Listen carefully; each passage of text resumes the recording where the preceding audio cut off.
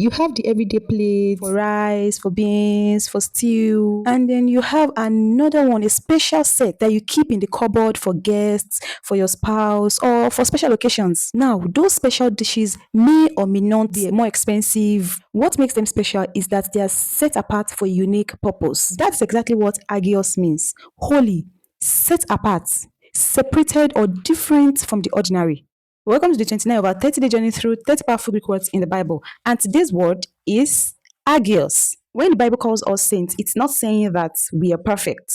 Rather, it's saying that you have been set apart by God. Hagios means set apart, dedicated, sacred. It's not just about perfection. It's about being chosen and set apart for God's purpose. The temple was called holy because it was dedicated to God's presence. In the New Testament, believers are called saints, that is, people set apart in Christ. 1 Peter 1 verse 15 to 16 says, "Be holy, for I am holy." That is God inviting us to live out our true identity. It first describes God himself, who is holy and flawless. But God calls us to be holy just like him. Holiness is not a checklist of rules. Neither is it acting good for show. No, it's a deep transformation, being set apart by God's Spirit. Paul reminds us in Ephesians 1 verse 4, God chose us before the world was made to be holy and blameless in his sight. That means holiness is a gift and a calling. It is not by our strength, but by God's power. Holiness touches everything, our words, our actions, our attitudes. It means honesty, integrity, respect to God and his people. Remember the story of Ananias and Sapphira?